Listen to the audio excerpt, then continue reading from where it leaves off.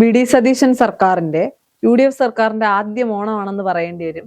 VD. Satheesan മുഖ്യമന്ത്രിയായിട്ടുള്ള ആദ്യ ഓണമാണ്. തെരഞ്ഞെടുപ്പ് കഴിഞ്ഞ് അല്ലെങ്കിൽ സർക്കാർ അധികാരത്തിൽ വന്ന് 3 മാസം കഴിയുമ്പോൾ ഒരു ഓണമാണ്. നമുക്കറിയാം, കേരളത്തെ സംബന്ധിച്ചിടത്തോളം ഓണം എന്ന് പറയുന്നത് അത്രയും പ്രധാനപ്പെട്ട ഒരു ഉത്സവം അല്ലെങ്കിൽ ഒരു ആഘോഷം തന്നെയാണ്. അപ്പോൾ സർക്കാരിന് വീഴ്ച വരാൻ സാധ്യതയുള്ള ഒരു കാര്യം എന്ന് പറയുന്നത് ഓണവും പിന്നെ നമ്മൾ അനുഭവിച്ചു വന്ന അല്ലെങ്കിൽ പെട്ടെന്നുണ്ടായ പ്രളയവുമാണ്. ആ പ്രളയത്തെ സർക്കാർ തരണം ചെയ്തു. CPM സൈബർ ഹാൻഡിലുകളിൽ പ്രചരിപ്പിച്ച കാര്യങ്ങൾക്കൊക്കെ അപ്പുറത്തേക്ക് സർക്കാർ പ്രവർത്തിച്ചു എന്ന് തന്നെ പറയേണ്ടി വരും. വലിയ രീതിയിലൊന്നും പരാതികളില്ലാതെ തന്നെ ജനങ്ങൾക്ക് അത്യാവശ്യം ഓക്കെയാണ് ഈ സർക്കാർ എന്ന് തോന്നുന്ന വിധത്തിൽ തന്നെ മുന്നോട്ട് പോയി. അപ്പോഴും ആ വിഷയത്തിൽ അല്ലെങ്കിൽ പ്രളയവുമായി ബന്ധപ്പെട്ട കാര്യം പറയുമ്പോൾ ആദ്യമായിട്ടാണ് UDF സർക്കാർ ഒരു പ്രളയത്തെ നേരിടുന്നത്. പിണറായി വിജയന്റെ കാലത്ത് അല്ലെങ്കിൽ പിണറായി വിജയൻ സർക്കാരിന്റെ കാലത്ത് 2 പ്രളയങ്ങൾ കേരളം നേരിട്ടു എന്ന് പറയുമ്പോഴും ആ സർക്കാർ നേരിട്ടതാണ്. അവിടെ വീഴ്ചകൾ ഉണ്ടായിരുന്നിരിക്കാം, അല്ലെങ്കിൽ ഇല്ലായിരിക്കാം. ആ വിഷയത്തിലേക്ക് പോകുന്നില്ല. ഇപ്പൊ ഓണക്കാലം എത്തി. ഓണക്കാലം എത്തുമ്പോൾ ഓണത്തിന് കുറച്ച് ദിവസങ്ങൾക്ക് മുൻപ് പല മാധ്യമങ്ങളിലും നമ്മൾ അല്ലെങ്കിൽ പല ചാനലുകളിലും കണ്ടൊരു വാർത്തയുണ്ട്. കഴിഞ്ഞ തവണ ഒരു ഭക്ഷ്യവകുപ്പ് മന്ത്രി ഉണ്ടായിരുന്നു എന്ന് കേരളത്തിന് അറിയാമായിരുന്നു, ഇക്കുറി അങ്ങനെയല്ല, മാറിയാണ് എന്നൊക്കെ ഉള്ള രീതിയിൽ വലിയ രീതിയിൽ മന്ത്രിയെ കാണിച്ചുകൊണ്ട് മന്ത്രിയെ കാണിച്ചുകൊണ്ട് GR അനിലിനെ കാണിച്ചുകൊണ്ടൊക്കെ വലിയ രീതിയിലുള്ള പരാമർശങ്ങൾ ഉണ്ടായി. അത് ഓണത്തിനൊക്കെ ഒരുപാട് ദിവസങ്ങൾക്ക് മുൻപാണ്. അത് കഴിയുന്നു. അതിന് തൊട്ട് പിന്നാലെ CPMന്റെ സൈബർ ഹാൻഡിലുകൾ പ്രത്യേകിച്ച് വിഷയങ്ങളൊന്നും തന്നെ പ്രതിപക്ഷത്തിന് ഉന്നയിക്കാൻ ഇല്ലാത്തത് കൊണ്ടാണോ, ഏതെങ്കിലുമൊക്കെ വിഷയത്തിൽ വാ തുറന്നാൽ തിരിച്ചടി കിട്ടുമെന്നുള്ള ഭയം കൊണ്ടാണോ എന്നറിയില്ല, പല വിഷയങ്ങളിലും പ്രതിപക്ഷം എന്തൊക്കെയോ കാര്യങ്ങളാണ് പറഞ്ഞുകൊണ്ടിരിക്കുന്നത്. എന്താണ് പറയുന്നതെന്ന് പ്രതിപക്ഷത്തിന് പോലും വ്യക്തമായി അറിയില്ല എന്ന് പറയേണ്ട ഒരു സാഹചര്യമുണ്ട്. അല്ലെങ്കിൽ വാ തുറന്നാൽ തിരിച്ചടിയുടെ കാലമാണ് പ്രതിപക്ഷത്തിനെന്ന് പറയേണ്ടി വരും. CPM സൈബർ ഹാൻഡിലുകളുടെ കാലത്ത് കഴിഞ്ഞ 10 വർഷം ഓണം കേരളം ആഘോഷിച്ചത് മറ്റൊരു തലത്തിലായിരുന്നു. എന്നാൽ ഇനിയുള്ള 5 വർഷങ്ങൾ ഓണം ആഘോഷിക്കാൻ പോകുന്നത് വളരെ പരിതാപകരമായിട്ടാണ് എന്നൊക്കെ പറഞ്ഞുകൊണ്ടിരിക്കുമ്പോഴും മുൻ മുഖ്യമന്ത്രിയും നിലവിലെ പ്രതിപക്ഷ നേതാവുമായിട്ടുള്ള പിണറായി വിജയൻ ഫേസ്ബുക്കിൽ ഒരു പോസ്റ്റ് ഇട്ടിട്ടുണ്ട്. അതിൽ പ്രധാനമായി പറയേണ്ട ഒരു കാര്യം എന്ന് പറയുന്നത്, അതിന്റെ കമന്റ് ബോക്സ് കൂടി ഒന്ന് പിണറായി വിജയൻ അല്ലെങ്കിൽ മുൻ മുഖ്യമന്ത്രിയും നിലവിലെ പ്രതിപക്ഷ നേതാവുമായിട്ടുള്ള പിണറായി വിജയൻ നോക്കുന്നത് നല്ലതായിരിക്കും. അതിന്റെ അകത്ത് ഏറ്റവും ക്യാച്ചിങ് ആയി തോന്നിയ ഒരു കമന്റ് എന്ന് പറയുന്നത്, പോസ്റ്റ് ഇട്ടിട്ട് പോയിട്ട് കാര്യമില്ല, അതിന്റെ കമന്റ് ബോക്സ് കൂടി നോക്കണം, എന്നാലാണ് എന്താണ് കേരളത്തിന് പറയാനുള്ളത് എന്ന് മനസ്സിലാകൂ എന്നാണ് പറയുന്നത്. പല സാധനങ്ങൾക്കും വില വർദ്ധിച്ചു എന്നുള്ള ഒരു കാര്യമാണ് പിണറായി വിജയൻ ചൂണ്ടിക്കാട്ടുന്നത്. അരിക്കൊക്കെ 15 രൂപ കൂടിയിട്ടുണ്ട് എന്ന് പറയുമ്പോഴും മറുവശത്ത് സർക്കാർ മുന്നോട്ട് വയ്ക്കുന്ന കാര്യം അല്ലെങ്കിൽ സർക്കാർ പറയുന്ന ഒരു കാര്യം എന്ന് പറയുന്നത്, സപ്ലൈകോ വഴി ഏറ്റവും കൂടുതൽ ഓണ സമയത്ത് സാധാരണക്കാരായ ആളുകൾ ഉപയോഗിക്കുന്ന ഒരു മാർഗം അല്ലെങ്കിൽ ഉപയോഗിക്കുന്നതാണ് സപ്ലൈകോയിലൊക്കെ സാധനങ്ങൾക്ക് പരമാവധി സാധനങ്ങൾ ഉണ്ട് എന്ന് പറയുന്നത്. പലപ്പോഴും നമുക്കറിയാം, സപ്ലൈകോയിൽ നിന്ന് ഒരു സാധനം സബ്സിഡി സാധനങ്ങളൊന്നും തന്നെ ഉണ്ടാവാറില്ല.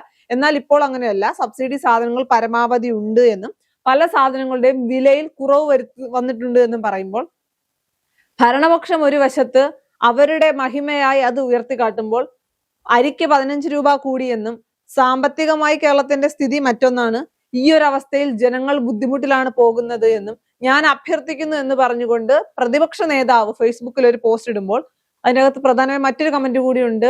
ഇത് മുൻ മുഖ്യമന്ത്രിയും നിലവിലെ പ്രതിപക്ഷ നേതാവുമായിട്ടുള്ള പിണറായി വിജയൻ ടൈപ്പ് ചെയ്തതല്ല, ഏതോ സഖാവ് ടൈപ്പ് ചെയ്ത് കൊടുത്ത സാധനമാണ് എന്നുള്ള കമന്റുകളൊക്കെ ഉണ്ട്. അപ്പോൾ ഒരു ആത്മപരിശോധനയ്ക്കുള്ള സമയമാണ് CPMന്റെ എന്ന് തന്നെ പറയേണ്ടി വരും. ആദ്യത്തെ പോലെയല്ല, UDFന് അനുകൂലമായിട്ടാണ് പല ജനങ്ങളും അല്ലെങ്കിൽ സാധാരണക്കാരായ ജനങ്ങൾ ഓണത്തിന്റെ സമയത്ത് നിലപാടെടുത്തിരിക്കുന്നത്. നമ്മൾ ഈ പറയുന്ന നിഷ്പക്ഷരെന്ന് വിശേഷിപ്പിക്കുന്ന അല്ലെങ്കിൽ എല്ലാ തെരഞ്ഞെടുപ്പിലും പ്രധാന പങ്ക് വഹിക്കുന്ന സാധാരണക്കാരായ വോട്ടർമാർ പറയുമ്പോൾ അവിടെ UDFന്റെ വിജയമാണെന്ന് പറയേണ്ടി വരും. പ്രതിപക്ഷം വിഷയദാരിദ്ര്യം കൊണ്ടാണോ ഇത്തരം കാര്യങ്ങൾ ചെയ്തുകൊണ്ടിരിക്കുന്നത്? വിഷയദാരിദ്ര്യം കൊണ്ടാണെന്നുള്ളത് ഇതിൽ ആദ്യം ഒരു കാര്യം പറഞ്ഞു, ഓണക്കാലത്തെ വിലക്കയറ്റം. അതായത് മുൻ സർക്കാരിന്റെ കാലത്ത് ഇവിടെ ഒരു മന്ത്രി ഉണ്ടായിരുന്നു. ആ മന്ത്രിയുള്ള സമയത്ത് ഇവിടെ എല്ലാ സാധനങ്ങളും ലഭ്യമായിരുന്നു. അല്ലെങ്കിൽ ഓണക്കാലത്ത് ഓണക്കാലത്ത് എന്നല്ല, വിലക്കയറ്റമേ ഉണ്ടായിട്ടില്ല എന്നുള്ള, നമുക്കിവിടെ ഒരു മന്ത്രി ഉണ്ടായിരുന്നു എന്നുള്ള രീതിയിൽ ഇതേ സംഭവം തന്നെ നേരത്തെ പ്രളയം ഉണ്ടായിരുന്നപ്പോൾ, ഈ അടുത്ത് പ്രളയം ഉണ്ടായിരുന്നപ്പോഴും പറഞ്ഞു, ഇവിടെ ഒരു പിണറായി എന്താണ് മുഖ്യമന്ത്രി ഉണ്ടായിരുന്നു, കേരളത്തെ കൈപിടിച്ചുമായിരുന്നു, അല്ലെങ്കിൽ എന്താണ് കേരളത്തെ പൊക്കിക്കൊണ്ടുവരാനുള്ള മുഖ്യമന്ത്രി ഉണ്ടായിരുന്നു എന്നൊക്കെ പറഞ്ഞു. ഇത് ഒരേ പാറ്റേൺ ആണ് പറഞ്ഞു വരുന്നത്. ഇവിടെ എന്ത് സംഭവിച്ചാലും, ഓണം വന്നാലും വിഷു വന്നാലും ഇവിടെ നേരത്തെ ഒരാളുണ്ടായിരുന്നു. എന്നിട്ടാണ് ആ മുഖ്യമന്ത്രിമാരും ആ മുഖ്യമന്ത്രിയും മറ്റു മന്ത്രിമാരും ഒക്കെ ഇപ്പൊ 8 നിലയിൽ പൊട്ടിയിട്ടിരിക്കുന്നത് എന്നുള്ളൊരു കാര്യം ചിന്തിക്കണം. ഇപ്പോഴും ജനവിധിയെ അംഗീകരിക്കാൻ കഴിയാത്തതാണ് ഏറ്റവും വലിയ പരാജയം. ഇവർക്ക് വേറെ ഒന്നും പറയാനില്ലല്ലോ, അതുകൊണ്ടാണല്ലോ ഇത് തന്നെ എടുത്തുകൊണ്ട് പറയുന്നത്. ഇപ്പൊ പ്രളയം വന്നപ്പോ ആ രീതി പറഞ്ഞു, ഓണം വന്നപ്പോ ഈ പറഞ്ഞു, ഇനിയിപ്പോ വിഷു വരുമ്പോ വേറെ രീതി രീതിയിൽ പറയും. ഇതാണ് ക്രിസ്മസ് വരുമ്പോൾ അങ്ങനെ ഇത് തന്നെ ഇവിടെ ഒരു മുഖ്യമന്ത്രി ഉണ്ടായിരുന്നു ആര്, അതല്ലാതെ വേറൊന്നും പറയാനില്ലാത്തതുകൊണ്ടായിരിക്കും ഇതേ സെയിം പാറ്റേൺ തന്നെ ഉപയോഗിക്കുന്നത്. അതല്ല ഇപ്പോൾ പ്രശ്നം. ഓണക്കാലത്തെ വിലക്കയറ്റവും അല്ലെങ്കിൽ ഭക്ഷ്യ സാധനങ്ങളുടെ വില കൂടുന്നതിനെ കുറിച്ചുള്ളതാണ്, ലഭ്യതയും കുറവാണ് പറയുന്നത്. അപ്പൊ അങ്ങനെ പറഞ്ഞു വരുമ്പോൾ കഴിഞ്ഞ വർഷം മീൻസ് കഴിഞ്ഞ 10 വർഷക്കാലം ഉണ്ടായത് വിലക്കയറ്റം ഉണ്ടായിട്ടില്ല എന്ന് ഇവിടെ ഒരു ആളും പറയില്ല. വിലക്കയറ്റം ഉണ്ടായിട്ടില്ല എന്ന് ആർക്കും പറയാൻ പറ്റില്ല. കാരണം വിലക്കയറ്റം ഉണ്ടായിട്ടുള്ള എല്ലാവർക്കും അറിയാം. ഇപ്പോഴും വിലക്കയറ്റം ഉണ്ടായിട്ടുണ്ട്. പക്ഷേ ഇവിടെ ലഭിക്കുന്ന അതായത് വിലക്കയറ്റം നിയന്ത്രിക്കാൻ സപ്ലൈകോ മാർക്കറ്റുകളിൽ സാധനങ്ങൾ എത്തിക്കുക എന്നുള്ളതായിരുന്നു ഒരു മാർഗ്ഗം. പക്ഷേ അത് ഇത്രയും കാലം 10 വർഷമായിട്ട് വളരെ മോശമായിട്ട് തന്നെയായിരുന്നു എന്നുള്ളത് ആർക്ക് പോയാലും നോക്കാം. കാരണം സപ്ലൈകോ മാർക്കറ്റുകളിൽ സാധനം ഉണ്ടാകില്ലാത്തതുകൊണ്ട് ആരും അങ്ങോട്ട് പോകാറില്ല. ഉണ്ടോ ഇല്ലയോ എന്നുള്ള പോയി നോക്കിയിട്ടുണ്ടാകാത്തതുകൊണ്ട് പിന്നെ ആരും പോകാറില്ല. പിന്നെ എന്ന് വെച്ചാൽ സാധാരണ കടകളൊക്കെ ആശ്രയിക്കാതെ വേറെ രക്ഷയില്ലല്ലോ. അപ്പോൾ വില കൂടിയ സാധനങ്ങളായാലും വാങ്ങിപ്പോവും. അപ്പം വില കയറ്റം കൂടുന്നതിന് ഇവർ ഓഫർ എന്ന് പറഞ്ഞിട്ടാണ് മറ്റ് സൂപ്പർ മാർക്കറ്റുകളും ഹൈപ്പർ മാർക്കറ്റുകളും എല്ലാ കേന്ദ്രങ്ങളും ഓഫർ എന്ന് പറയും. പക്ഷേ എന്തായാലും അതിലൊക്കെ ഉള്ളിലൊരു തട്ടിപ്പ് ഉണ്ടാവും എന്നുള്ളത് ഉറപ്പാണല്ലോ.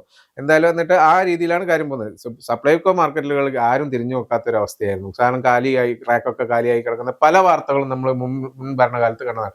പക്ഷെ ഇപ്പോഴത്തെ കാലത്ത് അവിടെ നിറഞ്ഞു കിടക്കുന്ന ഒരു അവസ്ഥ തന്നെ നമ്മൾ വീഡിയോ വാർത്തകളൊക്കെ കണ്ടു കഴിഞ്ഞു. കാരണം സപ്ലൈകോ മാർക്കറ്റിൽ ആവശ്യത്തിലധികം സാധനങ്ങൾ എത്തിച്ചു കഴിഞ്ഞിട്ടുണ്ട്, എല്ലാ സാധനങ്ങളും ലഭ്യമാണ്. പക്ഷെ അവിടെ ആളുകൾ ഇവിടെ എത്തിയിട്ടുണ്ടോ എന്നുള്ള അറിയാത്തത് കൊണ്ട് പലരും പോകാറുണ്ടായിരുന്നു.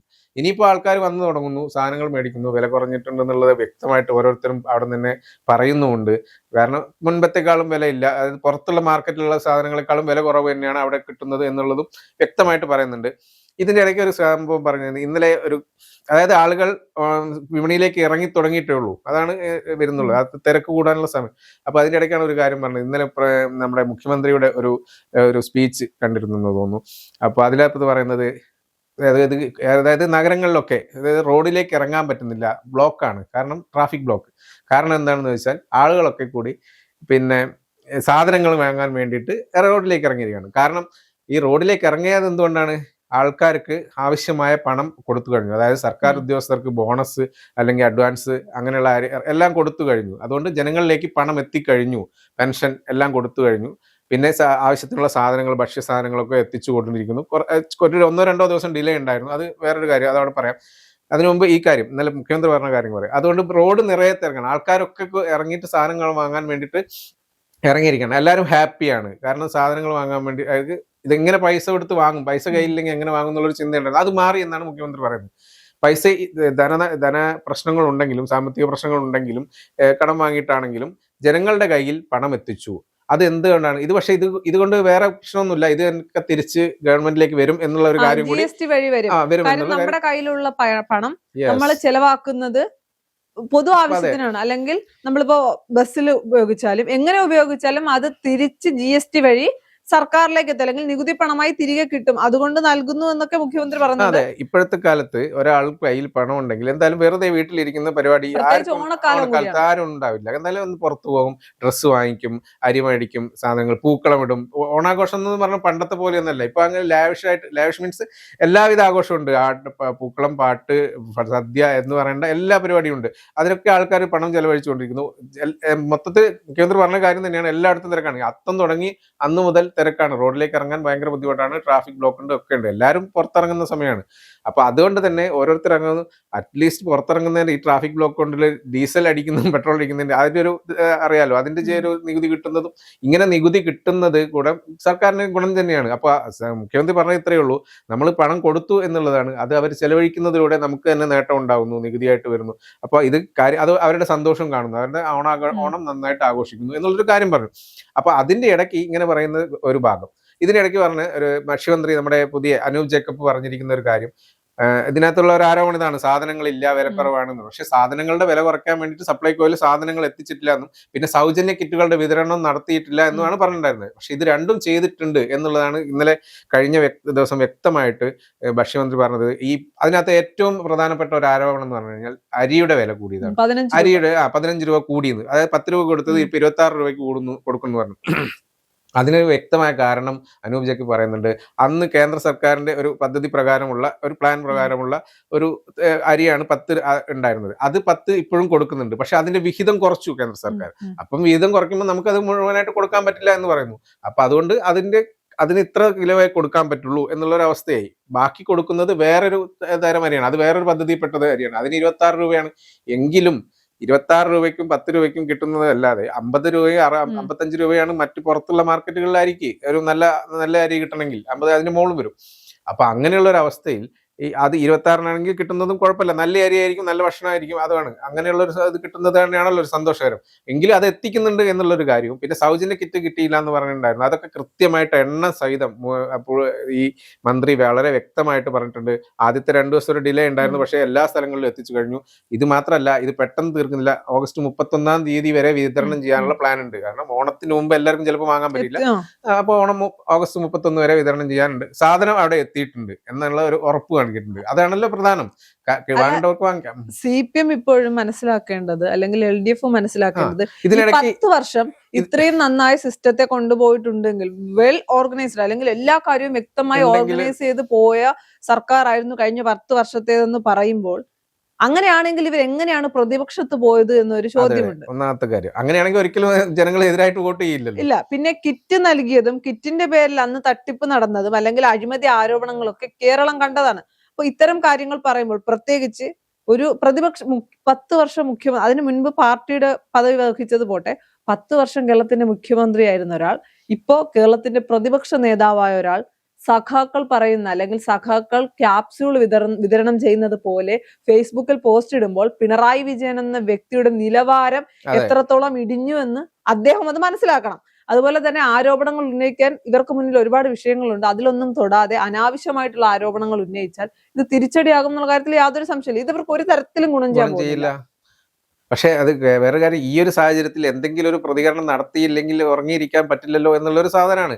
ഇപ്പൊ ഇതിനിടയ്ക്ക് വീണ വിജയന്റെയും മറ്റേ ED കേസുകളൊക്കെ ഇങ്ങനെ ചർച്ചയാകുന്നതിനിടയ്ക്ക് ഓണം ആഘോഷിക്കുന്നുണ്ടല്ലോ. അതിൽ നിന്നൊരു ചെറിയൊരു മാറ്റണമെങ്കിൽ ഈ വിലക്കയറ്റം ഉണ്ട്, ജനങ്ങളെ ബാധിക്കുന്നു എന്നുള്ളൊരു രീതിയിലേക്ക് വാർത്തകൾ തിരിച്ചു കൊണ്ടുവരാനുള്ള ശ്രമം നടത്തുന്നുണ്ട്. ഞാൻ പറഞ്ഞത് നടക്കുന്നില്ല എന്നുള്ളത് വേറെ. CPM സൈബർ ഹാൻഡിലുകൾ പറയുന്ന അതേ നിലവാരത്തിലേക്ക് പിണറായി വിജയൻ പോസ്റ്റുകൾ ഇടാൻ തുടങ്ങിയാൽ ഈ പാർട്ടിയുടെ അവസ്ഥ എന്തായിരിക്കും? അതാണ് പറയുന്നത്. ഇതില് ഈ വ്യക്തമായിട്ട് ആ ഒരു പോസ്റ്റ് വായിക്കുന്നവർക്ക് തന്നെ വായിക്കുമ്പോൾ മനസ്സിലാവുന്ന ഒരു കാര്യമുണ്ട്. ആ പിണറായി വിജയന്റെ പോസ്റ്റ് വായിക്കുമ്പോൾ മനസ്സിലാവും. കാരണം ഇതൊരു ഒരു കാര്യമായിട്ടില്ല, ഒരു വെറുതെ ഒരു അങ്ങനെ പറഞ്ഞു പോകുന്ന ഒരു പോസ്റ്റാണ്. കാരണം വ്യക്തമായ കാരണങ്ങളൊന്നുമില്ല.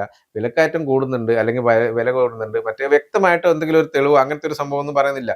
എല്ലാത്തിനും കുറച്ച് സാധനങ്ങൾക്ക് വില കൂടിയിട്ടുണ്ട്, അത് ഇവിടെ കിട്ടാനില്ല, അതിനുള്ള സർക്കാരിന് ഇത് പറ്റുന്നില്ല എന്നൊക്കെ ഇങ്ങനെ പറയുന്നല്ലാണ്ട് വേറെ അതിനകത്തൊരു കൃത്യമായിട്ട് കാര്യം അതിനകത്ത് പറയുന്നില്ല എന്നുള്ളതാണ് എനിക്ക് തോന്നുന്നത് ആ പോസ്റ്റിനകത്ത്.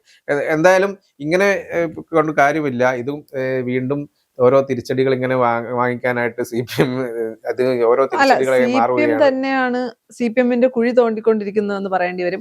ഒന്നാമത്തെ കാര്യം, ഇപ്പൊ പിണറായി വിജയന്റെ കാര്യം പറഞ്ഞതുകൊണ്ടും പിണറായി വിജയന്റെ പോസ്റ്റുമായി ബന്ധപ്പെട്ട കാര്യം പറഞ്ഞതുകൊണ്ടും മാസപ്പടി വിവാദം എങ്ങോട്ടും മാഞ്ഞു പോയിട്ടില്ല. ED എന്ന് പറയുന്നത് വീണ വിജയനിൽ നിന്ന് പിണറായി വിജയനിലേക്കും അവിടെ നിന്ന് മുഹമ്മദ് റിയാസിലേക്കും വരെ എത്തിയിട്ടുണ്ട്. അപ്പൊ ED ശക്തമായി മുന്നോട്ട് പോകുമ്പോൾ ആ ഒരു വിഷയത്തിൽ എന്റെ കൈകൾ ശുദ്ധമാണ് എന്ന് 2 കൈയും ഉയർത്തി കാണിച്ച് യാതൊരു കാര്യവുമില്ല.